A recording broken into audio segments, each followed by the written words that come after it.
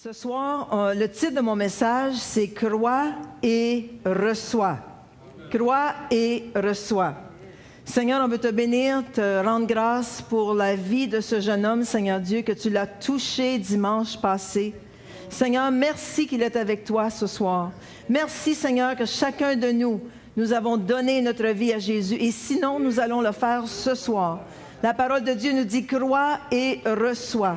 Seigneur, ouvre nos cœurs pour que ta parole puisse bien entrer en nous ce soir, qu'on puisse bien comprendre ce que tu nous dis à travers la parole. Et tout le monde dit Amen. Alors, comment ça va ce soir? Ça va bien? All right. Je suis contente d'enseigner la parole de Dieu ce soir. Ça fait longtemps que j'ai pas prêché. Alors, le Seigneur est bon de le faire ce soir. Amen. Carols commence jeudi prochain. Alors, on va commencer l'année en beauté en enseignant la parole de Dieu. Amen. Écoutez, la parole de Dieu nous enseigne premièrement à croire et ensuite recevoir.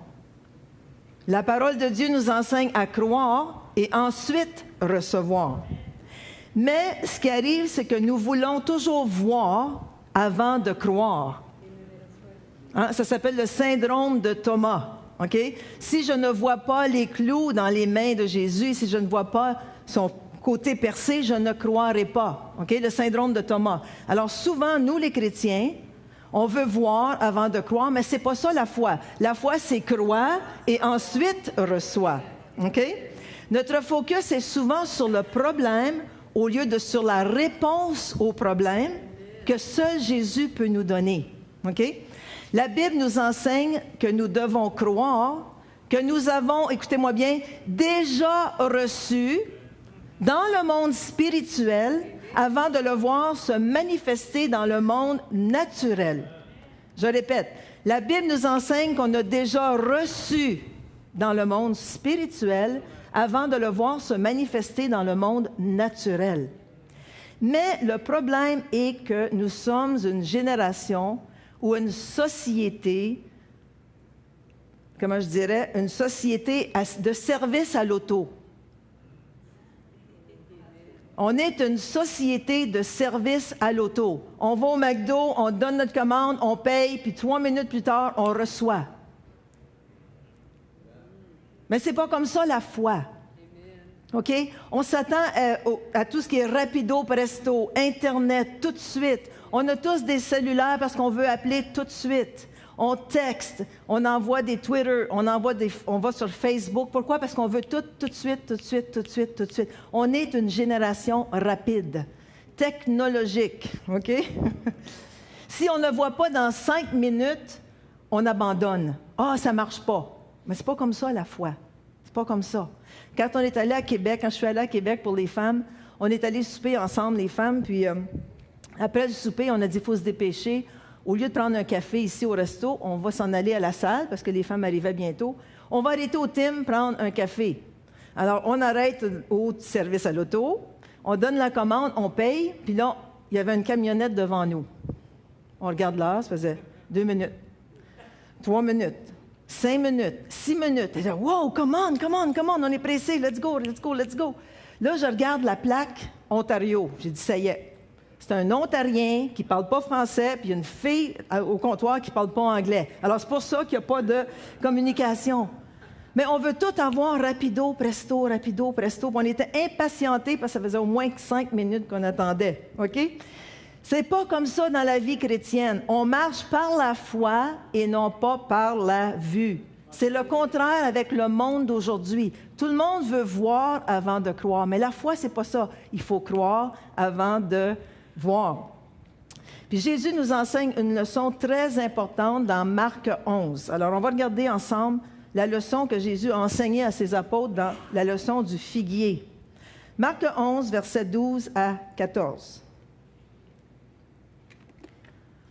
Ça nous dit, le lendemain, parce qu'il était allé à Jérusalem, puis le soir, il retournait à Béthanie, couchait avec ses disciples, puis le matin, il retournait à Jérusalem.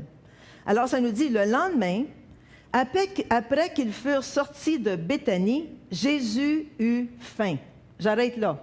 Parce que Jésus n'était pas simplement divin, mais il était aussi humain. Puis, il est sorti de Béthanie, Puis vu qu'il y avait 12 disciples, qui étaient 12 hommes, probablement qui n'ont pas eu le temps de déjeuner ou n'ont pas fait à déjeuner. Quand il n'y a pas de femmes là, hein, les hommes, souvent s'en passent. Ils n'en mangent pas. Mais là, il avait faim. OK? Il était en route pour Jérusalem. Il avait faim. OK? Moi, je sais que quand on arrive chez nous à 5h moins quart, qu'on est fatigué, on a eu une grosse journée au travail, je m'assois, je me mets les 2 pieds sur notre table dans le salon. Mon mari s'assoit à côté de moi, puis tout d'un coup, il me regarde et dit « Qu'est-ce qu'on mange pour souper? » Je viens de m'asseoir, attends. Quand il me dit ça, je sais qu'il a faim. Puis il faut que je me lève, puis il faut que je fasse à souper. Puis mesdames, je vais vous dire quelque chose, je fais à souper à tous les soirs. Amen. Pas un mot, c'est moi qui ai le micro. Ah. Mais quand un homme a faim, il veut manger tout de suite. OK, on continue. Apercevant de loin un figuier qui avait des feuilles, il allait voir s'il s'y trouverait quelque chose. Et s'en étant approché, il ne trouva que des feuilles, car ce n'était pas la saison des figues. OK? Alors, Jésus a vu le figuier de loin. Il s'attendait que cet arbre ait des fruits. Pourquoi? Il voulait être béni. Il voulait une bénédiction, c'est-à-dire manger du fruit. Il avait faim. OK? Il arrive devant ce figuier, il n'y a rien. Il n'y a pas de fruit dans ce figuier. Sa bénédiction, c'est « elle est coupée. » OK? Prenant alors la parole, il a ouvert sa bouche. Il lui dit, pas que Jésus parlait à tous les arbres en Israël, mais celui-là, il a parlé. Il est arrivé devant le figuier et il dit, « Ah, tu ne m'as pas donné de fruits? Je vais te bénir aujourd'hui, j'ai faim. Attends une minute, toi, je te parle. » Quand Jésus parle, il y a de la puissance. Amen? Prenant alors la parole, il lui dit que jamais personne ne mange de tes fruits. Et ses disciples l'entendirent. Il a fait exprès pour parler fort. Il aurait pu le dire dans son cœur, puis le figuier serait mort sur le coup. Mais il a fait exprès. Pourquoi? Parce qu'il voulait donner une leçon à ses disciples. Les disciples l'entendirent. OK? Quand on est allé en Israël, on a goûté à des figues fraîches. OK? C'est vraiment bon, des figues fraîches. C'est sucré, c'est juteux, c'est bon. Il s'attendait à en manger, puis il n'en avait pas. Alors, il n'était pas content. Regardez bien ça. Les figuiers en Israël peuvent mesurer 300 pieds de haut et 200 pieds de large. Ils portent des milliers puis des milliers de fruits. OK? Je ne sais pas si le figuier que Jésus a maudit était gros de même, mais bon. Puis l'autre photo, voilà. Ça, c'est des racines d'un figuier. Ils ne sont pas toutes comme ça. Il y a différentes sortes de figuiers, mais tu vois que les racines sont vraiment imposantes. Prochaine parole dans Marc 11, on continue. Le matin, parce qu'il est allé à Jérusalem, on passe cette section-là, il est allé à Jérusalem, il est retourné à Béthanie, il est allé se coucher, puis le lendemain, le matin, en passant, les disciples virent quoi? Le figuier séché jusqu'aux racines. Pierre, toujours Pierre qui est là, oh, wow, la lumière s'est allumée. Se rappelant ce qui s'était passé, dit à Jésus, « Rabbi, regarde le figuier que tu as maudit. » Quand il a parlé au figuier, la parole qu'il a donnée, qui est sortie avec puissance, qu'est-ce qui est arrivé? A maudit ce figuier. Il dit, « Regarde le figuier que tu as maudit, a séché. » Puis il a séché jusqu'où? Jusqu'aux racines. Alors la parole de Jésus était puissante. Assez puissante pour faire sécher un figuier jusqu'aux racines. On continue? Jésus prit la parole.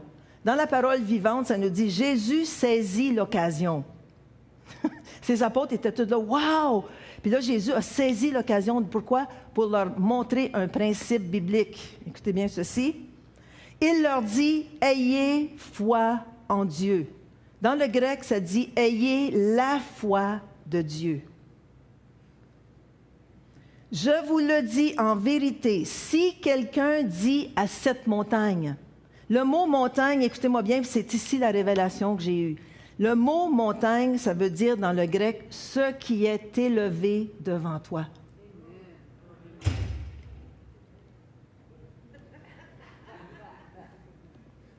Si quelqu'un dit à ce qui est élevé devant lui, écoutez-moi, ôte-toi de là et jette-toi dans la mer. Le mot mer ici, c'est un étendue d'eau qui est large et profond. Si quelqu'un dit à ce qui est élevé devant lui, qui ne porte pas de fruits et qui n'a pas de bénédiction, ôte-toi de là et jette-toi dans la mer. OK? Puis moi, on est déjà allé en bateau sur la mer. Puis si tu jettes quelque chose dans la mer, croyez-moi, vous ne le retrouverez jamais. Si tu échappes une serviette à l'eau en bateau, oublie ta serviette, elle est finie. Il n'y a pas un dauphin qui va sortir avec la serviette sur le dos. OK? Il n'y a pas rien. La serviette est perdue à jamais. Alors, quand tu dis à ce qui est élevé devant toi, quelque chose dans ta vie qui ne porte pas de fruits, quelque chose dans ta vie qui bloque tes bénédictions, si tu lui dis au nom de Jésus-Christ, ôte-toi de là et jette-toi dans la mer, et que tu crois dans ton cœur. Et ne doute point dans ton cœur. Ça veut dire que tu n'es pas incrédule, mais crois que ce que tu dis, êtes-vous là ce soir?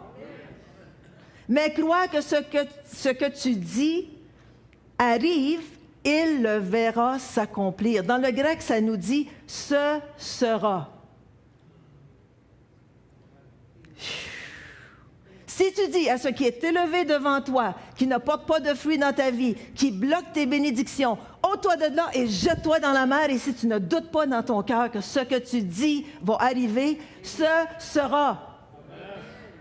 Ce sera, ça va arriver. On n'est pas des chrétiens mous. S'il y a quelque chose dans notre face qui ne porte pas de fruits, puis qui bloque ta bénédiction, tu as le droit. Tu as la puissance de Jésus.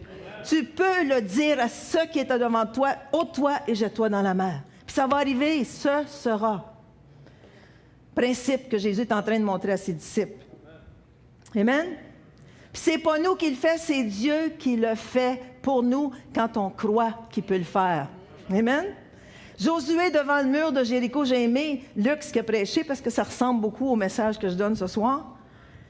Quand Josué s'est trouvé devant le mur de Jéricho, un mur infranchissable, un mur tellement large que les cavaliers puis les chevaux pouvaient aller sur ce mur. Mais à cause que le peuple d'Israël a été obéissant à ce que Dieu leur demandait. Écoutez bien ici dans Josué 6, 20. Ça nous dit, « Le peuple poussa des cris et les sacrificateurs sonnèrent des trompettes. Lorsque le peuple entendit le son de la trompette, qu'est-ce qu'il a fait? Il a poussé de grands cris et la muraille s'écroula. » Amen? Pourquoi est-ce que la muraille s'est écroulée? À cause qu'ils ont été obéissants et qu'ils ont écouté à ce que le Seigneur, le Roi, l'Éternel a dit à Josué. Ils ont été obéissants, ils ont ouvert leur bouche. Ils ont crié, et qui l'a fait? Dieu l'a fait. Même chose dans nos vies. Quand il y a des choses dans nos vies qui ne doivent pas être là, on parle la parole, on commande à ces choses-là de se jeter dans la mer, et Dieu le fait. Amen? Quelle est ta montagne? Qu'est-ce qui est élevé devant toi? Mets un nom sur cette montagne. Est-ce que c'est une montagne de dette? Tu as le droit, dans le nom de Jésus, de dire à cette montagne, ôte-toi de là et jette-toi dans la mer. Est-ce que c'est une montagne de chômage? Ça fait des années que tu n'as pas travaillé, tu ne trouves pas de travail. Ça coupe ta bénédiction. Tu ne portes pas de fruits. Tu as le droit de dire à cette montagne, ôte-toi de là et jette-toi dans la mer.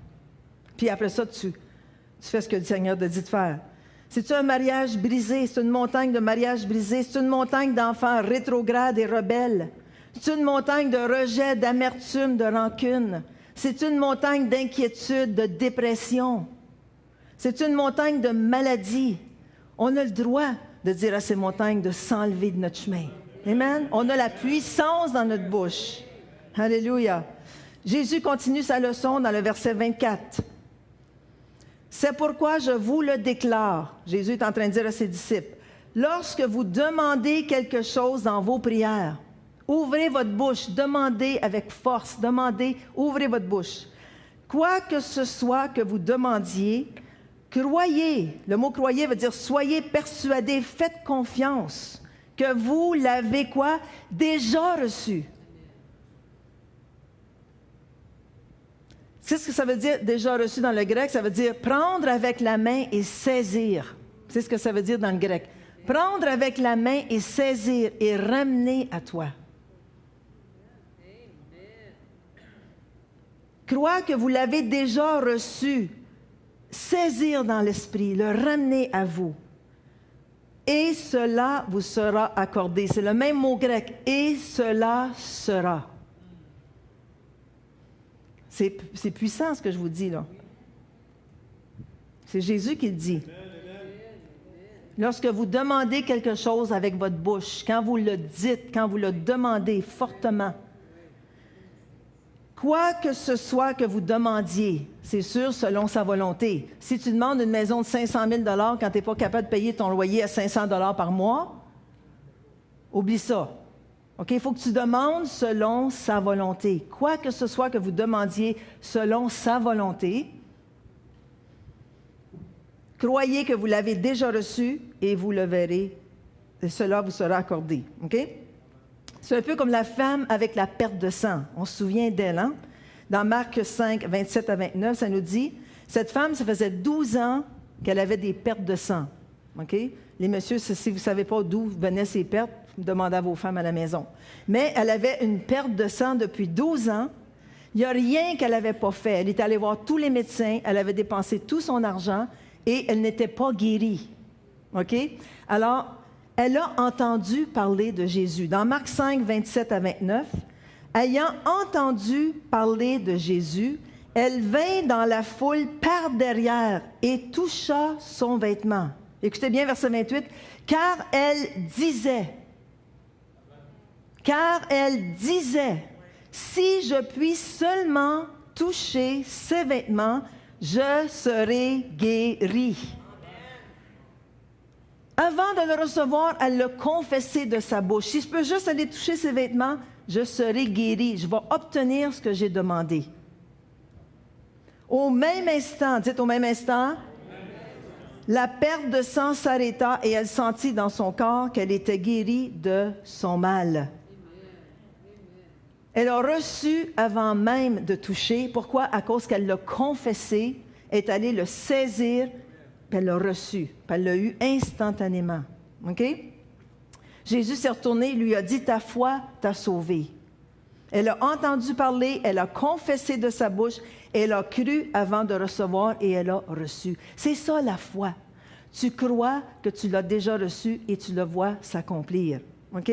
Jésus continue dans Marc 11, verset 25. C'est toute une leçon qu'il est en train de leur donner. Premièrement, ce qui est élevé devant toi, tu l'enlèves. Ensuite, tu demandes et tu reçois ce que tu as demandé. Et ensuite, ce qui peut bloquer ta prière, il le dit ici, si vous êtes en train de prier et que vous avez du ressentiment contre quelqu'un, pardonnez les offenses qu'on peut vous avoir faites pour que votre Père qui est dans les cieux vous pardonne lui aussi vos offenses. Verset 26.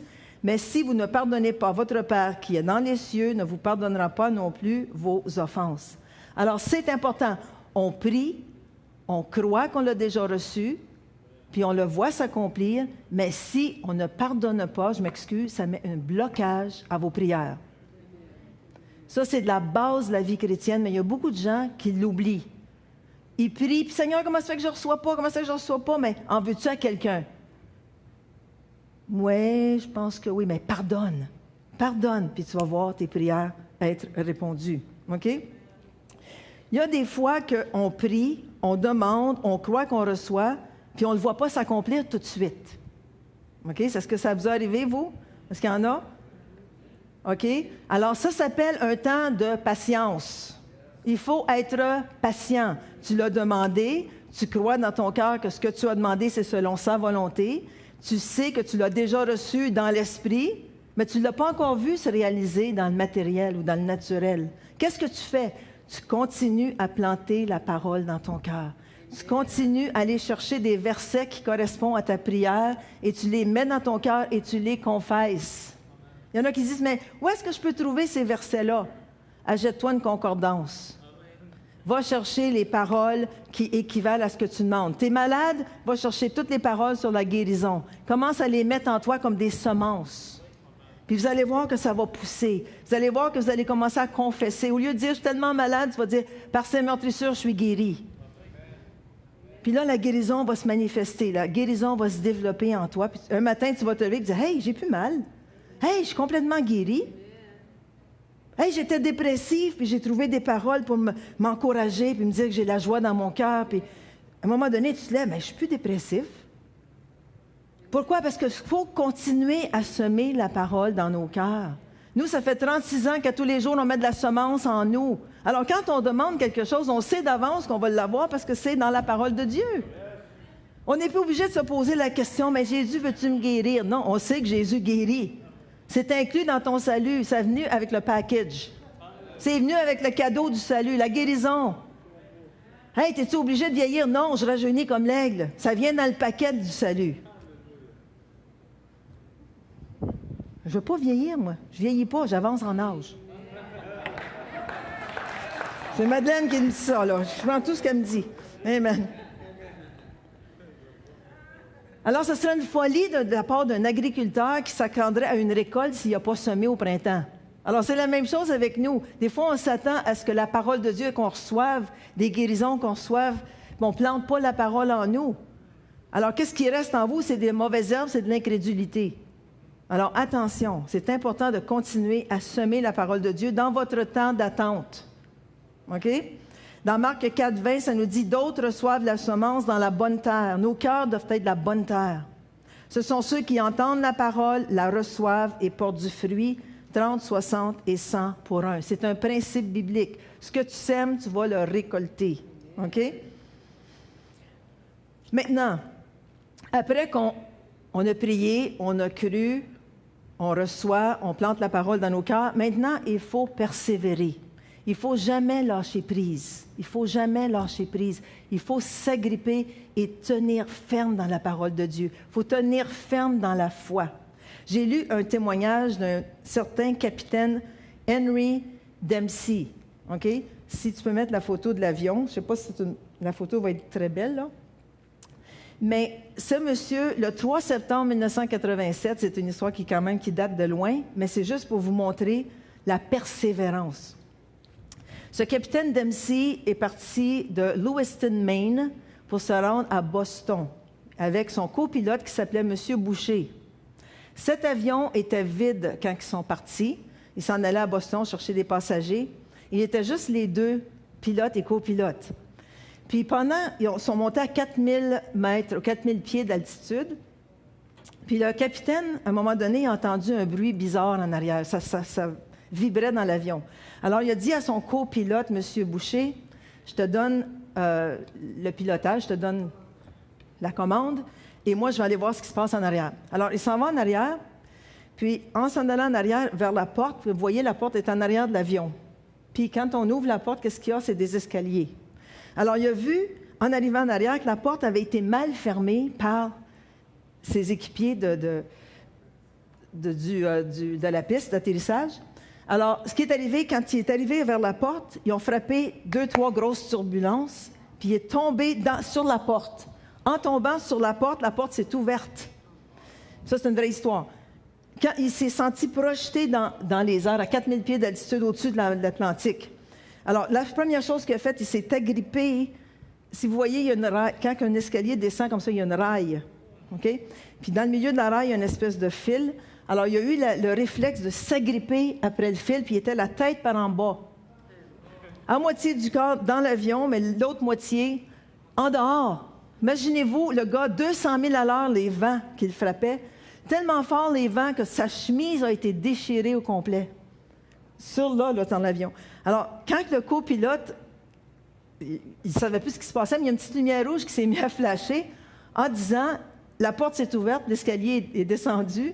Alors, lui, sans même regarder en arrière, il a tout de suite appelé « Mayday, Mayday », puis il a appelé la tour de contrôle, puis il a dit « Le capitaine est parti envoyer le Coast Guard pour chercher le capitaine qui est certainement descendu dans l'Atlantique, parce qu'il ne savait pas ce qui se passait. » Alors, ça l'a pris 10 minutes, la tour de contrôle a dit « OK, détournez-vous à Portland, Maine. » Ça a pris 10 minutes avant que l'avion commence à descendre. Puis le capitaine lui-même en témoigne. L'avion a tourné. Il dit quand l'avion a tourné, ça paraissait comme 30 minutes, puis ça a pris 30 secondes. Parce que en tournant... Mais il était toujours là, suspendu, puis il se tenait bien fort après sa raille d'escalier. l'avion a tourné, ça a pris 10 minutes, ils ont descendu 2000 mètres, 2000 pieds, 1500, 1000. Après ça, il tenait encore bon. Quand il a atterri à 12 pouces, son visage était à 12 pouces de la piste d'atterrissage. Le copilote pensait qu'il avait perdu le capitaine. Il ne savait pas qu'il était accroché après l'escalier. Ils ont atterri sur la piste d'atterrissage. Tous les pompiers, les ambulances étaient là parce que les escaliers étaient descendus pour eux. Ce n'était pas une grosse affaire, mais bon, ils sont obligés d'être dispatchés. Puis quand il a tourné l'avion, la tour de contrôle s'est aperçue que le capitaine était étendu sur les escaliers. Alors, ils ont appelé les ambulanciers, les pompiers sont allés. Puis là, ils sont allés voir le capitaine qui était encore pris sur ses rails. Puis il a dit, « Monsieur capitaine, vous êtes en sécurité, maintenant vous pouvez lâcher. » Mais il ne pouvait pas lâcher, il avait les mains figées après la rail. Ça leur a pris 15 minutes à enlever un doigt à la fois, à tel point qu'il était pris sur ses rails. Mais c'est une vraie histoire. C'est arrivé en 1987, ça a fait les nouvelles, CNN et tout. Le capitaine Henry Dempsey n'a jamais lâché. Il a persévéré. Sa vie en dépendait. Sa vie en dépendait. La même chose pour nous. Il ne faut jamais lâcher. Notre vie en dépend. Qu'est-ce que tu crois? Qu'est-ce que tu demandes au Seigneur? Crois. Tu vas recevoir, mais persévère. Lâche pas. Tu es tellement pris que le diable va essayer de t'enlever les doigts d'après les rails, puis il ne pourra pas. Parce que tu es tellement centré sur la réponse à tes problèmes. Pas sur ton problème, pas sur la montagne, pas sur ce qui est élevé devant toi, mais sur la réponse que Jésus te donne, sur ce que Dieu va faire à cause de ta foi. C'est pas ta foi, c'est Dieu, la foi de Dieu, c'est lui qui le fait. Amen? Puis il ne faut pas s'inquiéter. En attendant de voir la manifestation de la parole de Dieu, on ne vit pas une vie de défaite. Au contraire, c'est le temps de louer le Seigneur. C'est le temps de le remercier pour ce qu'il fait dans nos vies.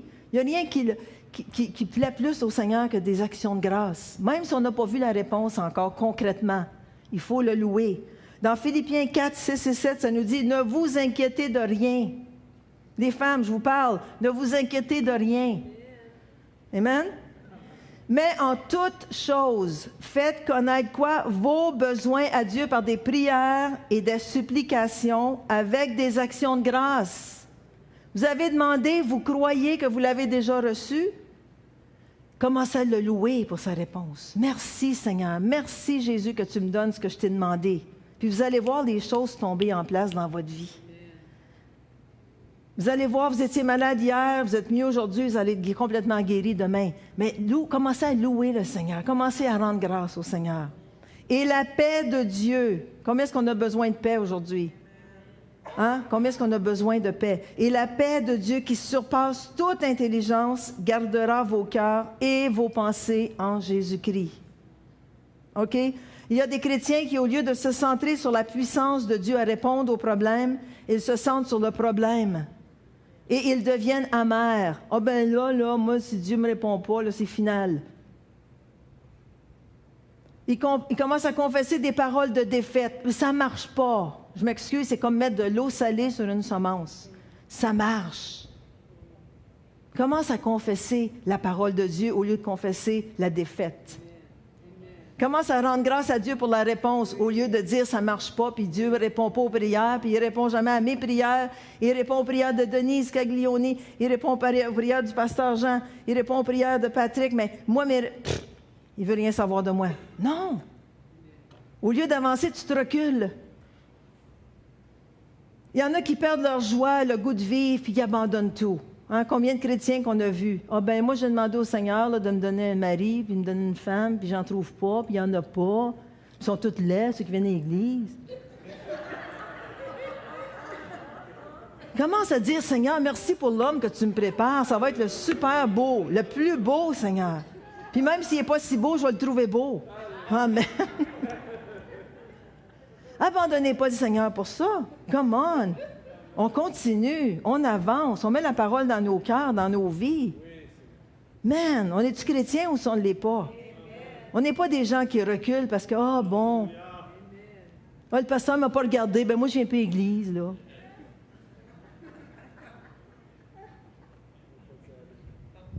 Je m'étais tout arrangé les cheveux, personne ne m'a dit que c'était beau. Je m'ai acheté une robe, elle m'a coûté 150$. Il n'y a personne qui me dit qu'elle était belle. Moi, je viens plus à l'église. L'enfantillage. Continue à croire, peu importe, continue à croire. Mets la parole dans ton cœur, confesse, continue, déclare, avance. Yes.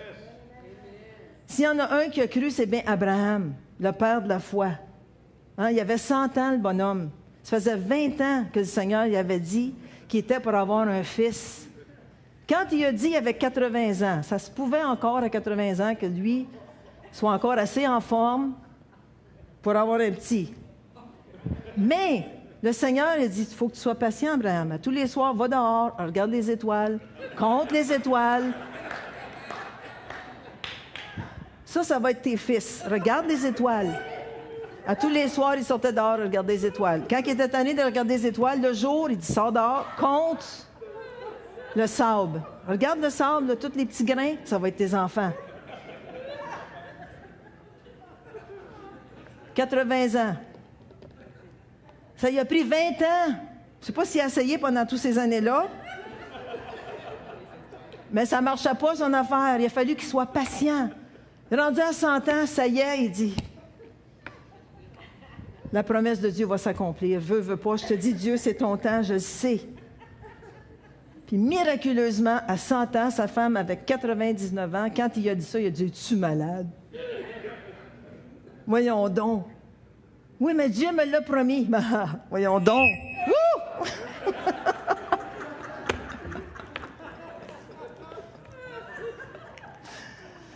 Viens, chérie, viens dans la tente, chérie. Dieu m'a promis. Non, on va compter les étoiles ce soir-là.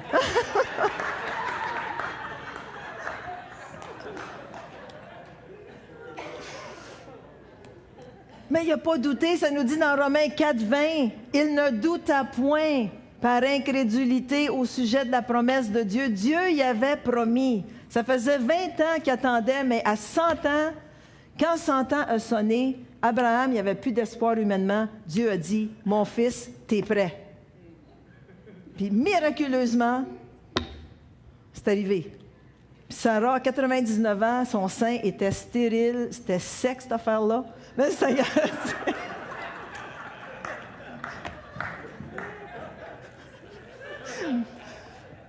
Abraham a dit, Sarah, viens-t'en entendre ce soir.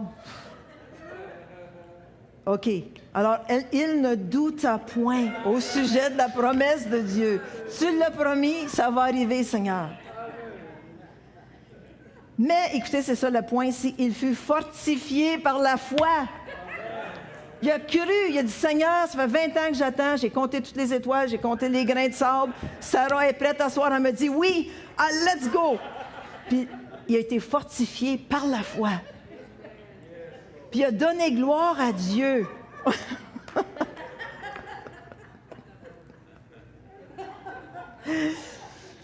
Donnant gloire à Dieu et ayant une pleine conviction que ce que Dieu promet, il peut aussi l'accomplir. Puis on voit, puis on a vu le miracle. Sarah est tombée enceinte miraculeusement. Amen? Alors, si Abraham a été capable d'attendre 20 ans pour que la promesse de Dieu se manifeste, on est capable d'attendre aussi. Puis on est capable de croire, puis on est capable d'être fortifié dans la foi. On est capable donner gloire à Dieu et avoir une pleine conviction que ce que Dieu promet, il peut aussi l'accomplir. Dans ta vie. Moi, gloire à Dieu, le Seigneur ne nous demande pas ça. Il y en a qui ont des appels différents. Mais le Seigneur nous demande de prier pour d'autres choses. Puis il nous demande d'avoir la foi pour d'autres choses.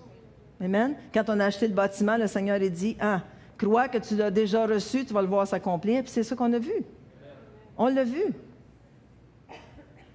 Alors, je termine avec ceci. Nous avons notre part à jouer. Dieu nous donne la foi et la grâce, mais nous avons notre part à jouer pour accéder à sa puissance. Il faut planter la parole de Dieu qui correspond à notre demande dans notre cœur. Il faut la confesser à voix haute. Il faut s'approprier ce qu'elle dit, croire qu'on a déjà reçu la réponse à notre prière et louer le Seigneur en tout temps. En tout temps. C'est ça d'être chrétien. C'est de marcher dans la foi. Est-ce que ça vous aide ce soir? Avez-vous des montagnes dans votre vie qu'on voudrait enlever du chemin? C'est peut-être la maladie, c'est peut-être la dépression, c'est peut-être... On ne sait pas. Chacun a sa montagne. Chacun a quelque chose d'élevé dans sa vie qui va l'empêcher de porter du fruit, qui va l'empêcher d'être béni. Amen? Alors, si on va se lever ensemble ce soir, si vous voulez bien. Alléluia. Merci, Jésus. Merci, Seigneur.